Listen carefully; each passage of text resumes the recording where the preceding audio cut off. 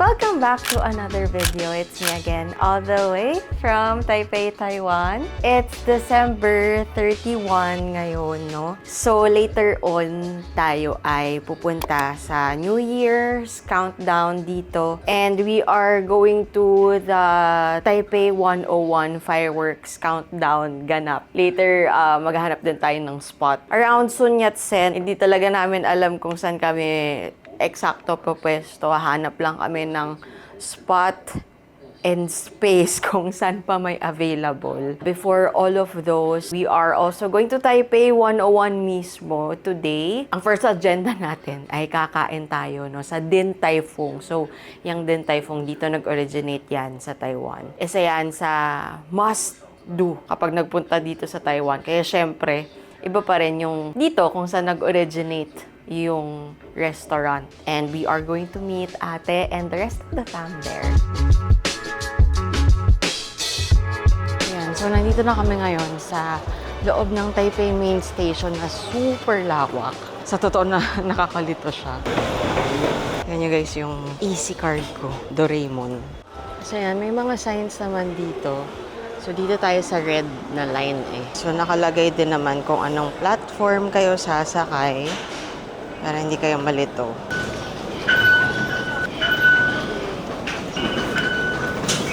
Dito na kami ngayon sa tapat lang ng Taipei 101. Ayan. And may kita mo dito, no? Meron na silang mga signs na do not push, ganyan. So, from here, maglalakad lang kami din, going to Din Tai Fung. Oh my gosh, ang daming tao. Nakakuha na ako ng queue number sa Din Tai Fung. So, ito yung Taipei 101 branch nga. So, expected na madami talagang tao, as in, sobrang daming tao. Ang wait time namin is more than 2 hours. Sasabihin mo lang ilang packs kayo, may children ba kayong kasama, kailangan ba ng baby seat, ganyan. We'll see, wala pa sila ate kung tutuloy kami dito. May chance ka pa na makapag-ikot-ikot dito no, sa mall and maybe take some pictures outside din. So, nag-aantay nga lang muna kami dito ngayon sa Starbucks. Kasama na namin dito sila ate. Ayan. Ayan ang lahat. Itong Starbucks na to, nasa harap lang to ng Din Tai Fung. So, yan na yung Din Tai Fung. Sakto kasi nakikita namin yung queue numbers dito. So, hindi rin namin sure din kung ano yung plano mamaya. Medyo may pagka-go with the flow lang kami. And after kumain siguro, rest din kami. Balik kami ng hotel. And then, yeah, we will be heading na or maghahanap na ng spot doon for the New Year's countdown. So, dito sa Starbucks dito, medyo mahal yung drinks nila. I mean, mga nasa 150 NTD pataas yung drinks nila. So, diba, more than mga 200 plus pataas in pesos. Ayan, so nakaupo na kami ngayon dito sa Din Tai Fung. So, mga ganun nga, 2 hours yung wait time. Ang galing kasi yung mag-guide going to your table is robot. Ang galing. Sobrang nakakaaliw. You are going to order through a QR code. So, sa phone mo siya gagawin. Siyempre yung pricing niya is a bit more, I think a bit more expensive than the one that we have in the Philippines. Yung naka-order na kami and nung malapit sa amin yung staff, sinasabi niya na kino-confirm niya yung order. Tapos, in fairness sa kanila, kasi order kami ng spicy wonton and dito sa Taiwan, hindi kasing wide yung menu nila compared sa Philippines kasi madaming ulam sa atin. Yung sikat sa atin na spicy wonton with the noodles, wala siya dito. So, nag-order pa kami ng separate na wontons and spicy noodles. Umorder ako initially ng 3 na spicy wonton. Kasi nga, masarap siya.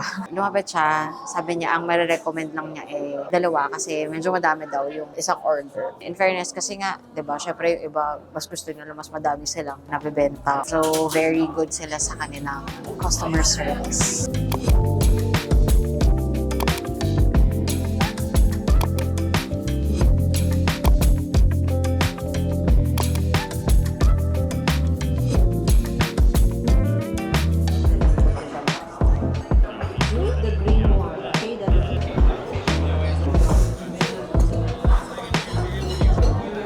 May mama asa messy eater. May bib. Pinagtatawanan ni Sander ang kanyang lola.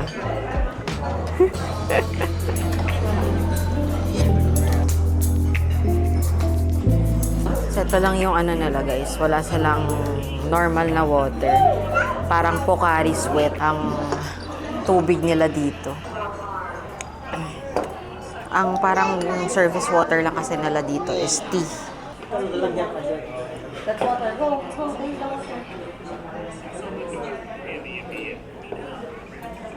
Ah.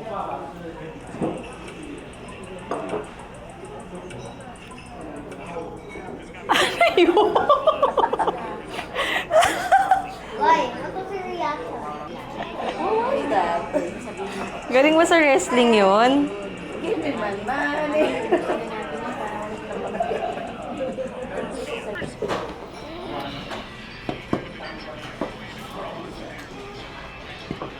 Grabe naman to.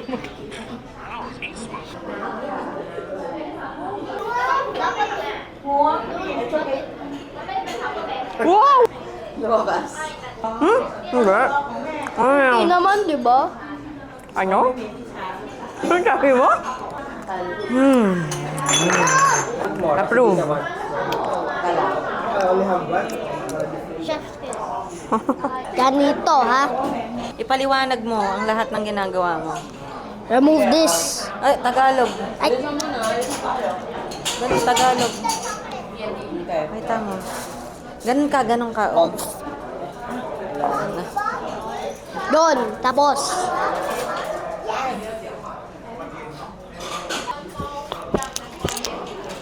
Rinig ka yan. Hindi mo kailangan ganunin. 9. 9? Grabe, 9 lang. You introduce yourself to them. She's an Kiwi girl. Iwi ka. Ito yung sa labas na lang. Stop it. Stop.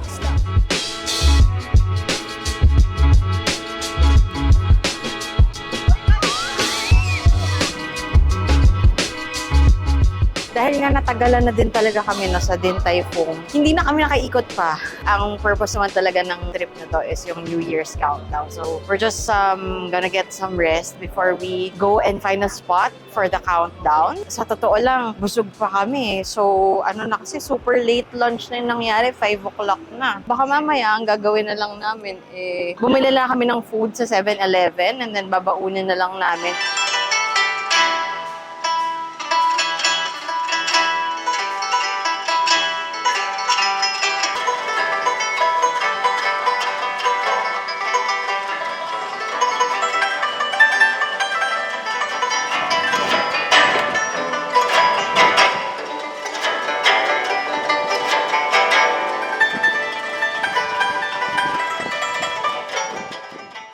Dito na kami sa 7-Eleven. Bibili na kami ng snacks dito. Tapos pupunta na kami sa Shimen Station to meet ate. Ayan na ang aming mga bibilin. Takot na takot magutom. Puro mga tinapay lang naman halos. Tapos may banana lang. Tsaka milk tea.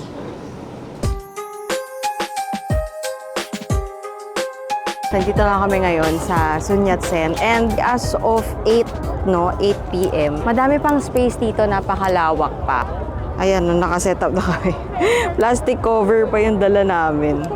Ayan sila ate dyan. Ayan. And then, that is the Taipei 101.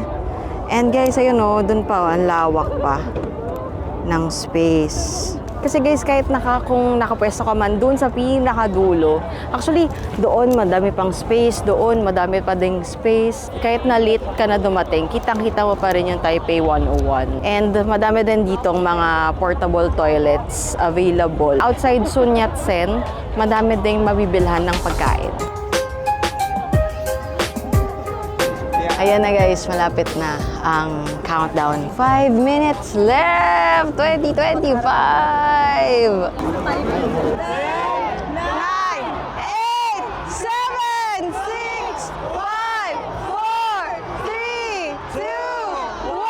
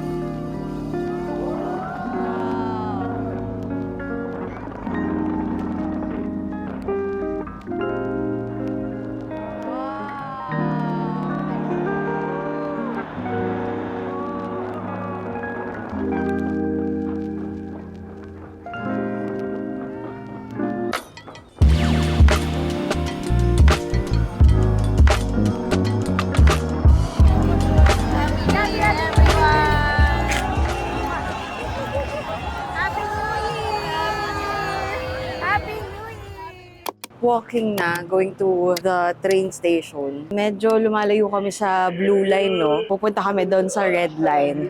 Expecting na medyo onte ang mga tao na pupunta doon sa red line para sumakay. Yung mga train lines dito, normally is nagko-close siya ng mga 12 a.m. Pero dahil nga sa New Year event, 24 hours mag-run ang train.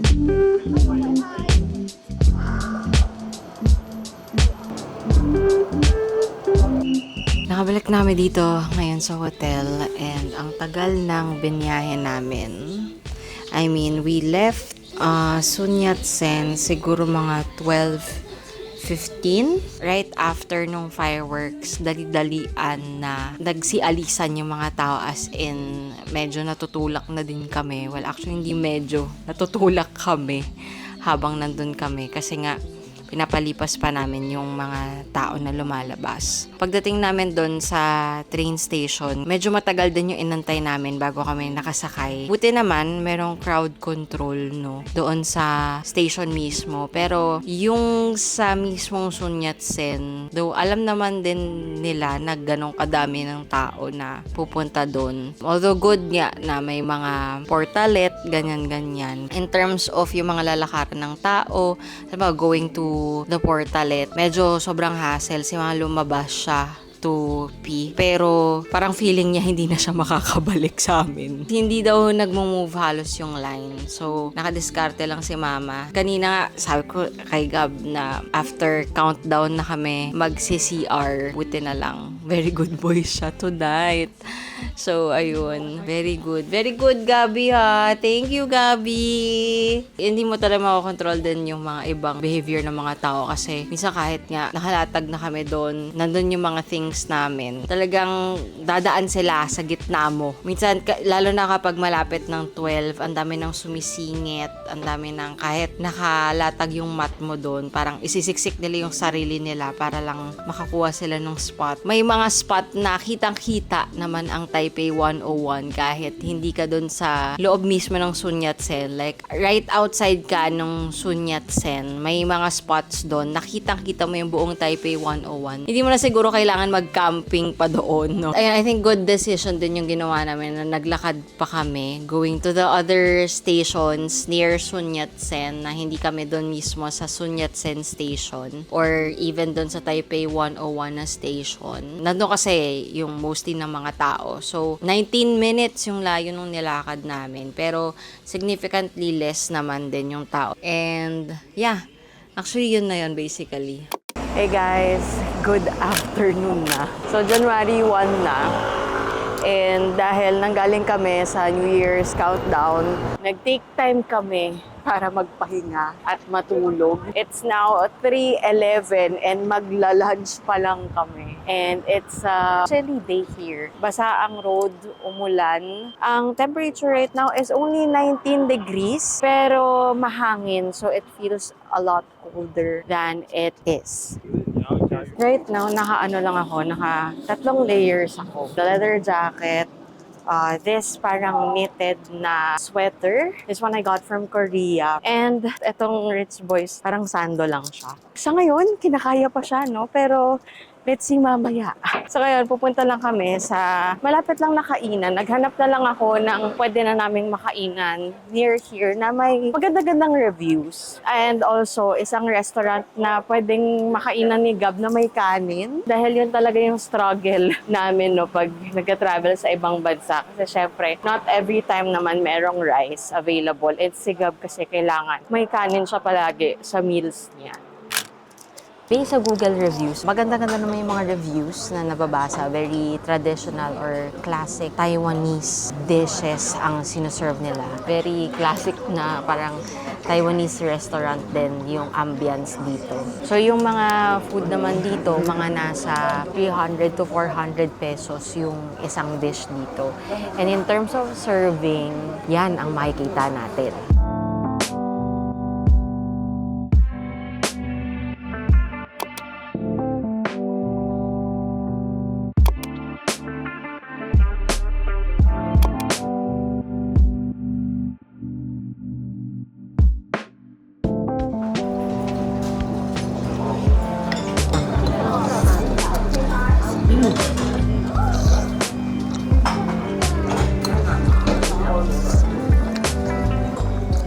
Masarap siya. Hindi lang siya parang super tama lang. Parang hindi overpowering yung sauce. Oo. Malambot yung meat. So, umorder kami ng extra rice for Gab kasi malakas talaga siya sa kanin. Ito, 80 NT dito. Hindi lang yung rice, yung niya, may kasama na din siyang gulay. Masarap din daw yung toppings. Hindi ko pa natitikman eh. Tikman ko nga. Malaki yung serving niya. I mean, for 350, ganon, pesos. Pwede siyang i-share for 2 people. Lalo na kung hindi naman kayo, di ba, sobrang lakas kumain. All good siya. Tapos nga pala guys, dito, bayad agad. Magbibigay sila na parang slip sa'yo or papakita na how much yung kailangan mong bayaran. Babayaran mo siya agad. So yung variety naman dito is may chicken, may braised beef, may spare ribs din. Pwede ka mamili kung rice, dry noodles, or soup. Tapos na kami kumain, doon sa Dongyi Pork Chop. Masarap siya, guys, ha. Although, syempre, always, taste is subjective. But the thing is, maybe for some people, matabang siya ng very slight. Pero kasi alam mo naman sa ating mga Pilipino, di ba? Palagi namang maalat ang mga pagkain natin. Masyado tayong used to that kind of flavor. But maybe perhaps dito sa Taiwan, tama lang yung pagka-saltiness, ng food doon sa Dongyi. And our next agenda is to go to Ximending para pumila sa crispy milk donut. And also to try another milk tea place na nababasa ko na okay din daw. Sila ate actually, nandito lang sila sa Ximending. Hindi na rin sila gaano mag-ikot and it's a good decision kasi maulan. So ayan, nakapayong na kami. And guys, baon pa namin galing Pilipinas tong mga payong na to.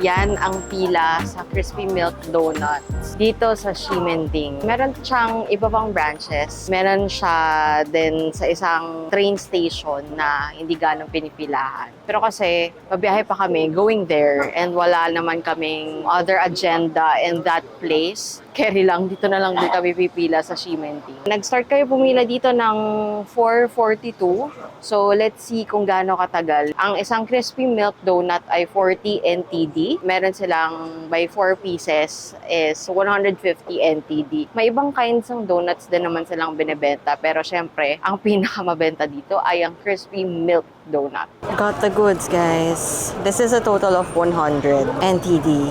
Yung mga bags dito, yung mga plastic bags, may charge siya. Well, dito, sa Wuti, $1.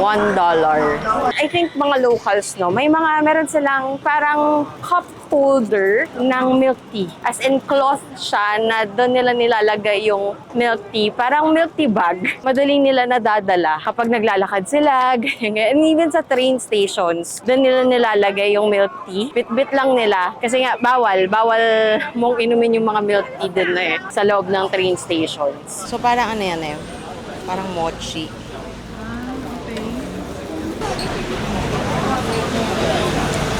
Kung sa'yo to, medyo alanganin ka kasi may ka sa matamis. Pero for someone like me na ayaw na masyadong sweet. Pasok. Uy, hindi gusto ko kaya yan. Sige. Talaga? Masarap. Oh. Parang kasing peanut yung loob Ang sarap. Nakapila pa rin kami hanggang ngayon. 1 hour na kami nakapila dito. Siguro mga nasa kalahati pa lang yung na-move ng line dito. Siguro mas nagustuhan ko pa yung 50 lan kesa dito sa Wuti. Ayun, so, again, taste is subjective naman, Ayan guys, nakikita ko ng liwanag.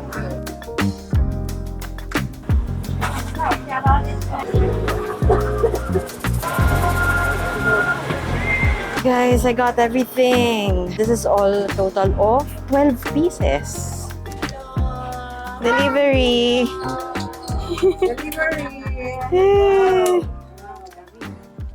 Hello! Ito ako sa hotel nila ate. Nandito lahat.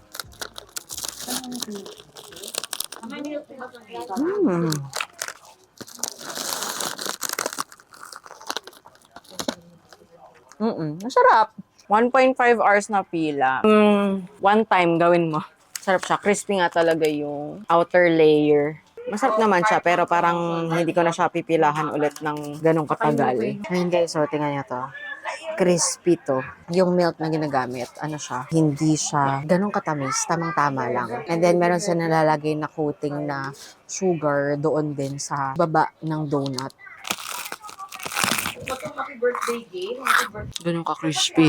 Parang buong araw ang pinagagawa namin dito ay puro kain lang. Pupunta naman kami sa Ningxia. So, isa din siyang night market dito, pero hindi siya as popular. Medyo mas may pagka-local friendly na night market.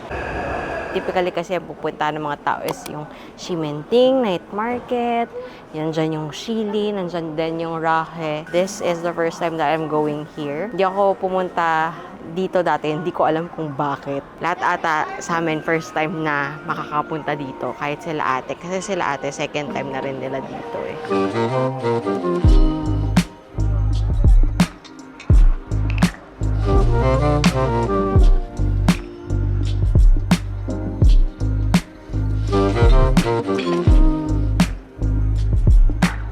Puro food dito sa Ningxia Night Market. So, hindi siya tulad ng mga Ximenting or Shilin na may mga clothes din na binibenta. More on food talaga siya. And ngayon, nakapila kami dito sa isang Michelin Bib restaurant. Parang yung oyster egg yung pinaka-specialty nila dito. Even though na mahaba-haba yung pila, mukha namang mabilis yung move ng line. When you are about to be seated, lalapit sila dito sa inyo, sa line, and they will ask for your orders na. So, para mabilisan ang pag-serve sa'yo sa loob. Walang 30 minutes yung inantay namin dito. Siguro mga around 15 minutes nandito na kami sa dulo ng line. So, very efficient din naman ang service. Kasi nga, bago ka pa makaupo, niluluto na yung pagkain mo.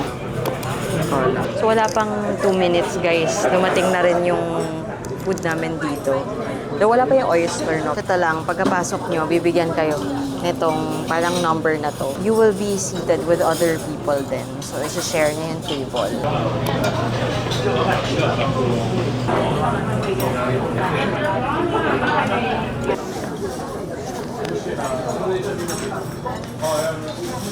Sa akin, masarap naman siya. Pero like, mas gusto ko pa yung raw oyster.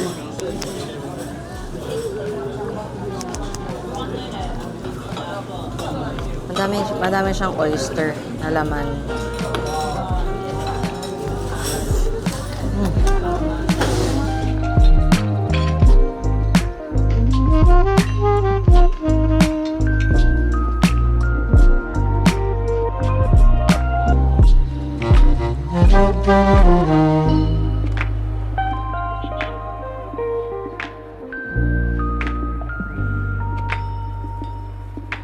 Kakabalik lang namin dito no, sa hotel. Sobrang hasan ng ulan. So, wala din talaga kami masyadong na-accomplish. Well, wala kami masyadong napuntahan today. Even yung sa night market, wala din kami gaanong nakainan. Ang hassle ng ulan, may mga food stalls din naman siya sa gitna ng street. Pero yun, lahat ng taong dumadaan doon, nakapayong. So, medyo hassle talaga makipagsiksikan. So, original plan namin actually talaga for today ay mag-Gelyu. Dahil nga pagod from the New Year celebration from last night, nag-decide kami na magpahinga na lang and mag-stay lang dito lang din. We still have a few days here. Tomorrow, mag-explore naman kami ng another part ng Taiwan outside of Taipei. Abangan nyo na lang yung video na yan, no? I hope may na-pick up naman kayo, no, sa mga experience namin from last night's countdown. Hindi ko na ito papatagalin. I think I'm just going to end the vlog here. Abangan nyo yung mga susunod pa na araw natin dito sa Taiwan. Guys, thank you so much for staying till the end of the video. And if you appreciate, this video, please give it a thumbs up. And also make sure to subscribe. And I'll see you guys again on my next video. Bye! It's easy to fall in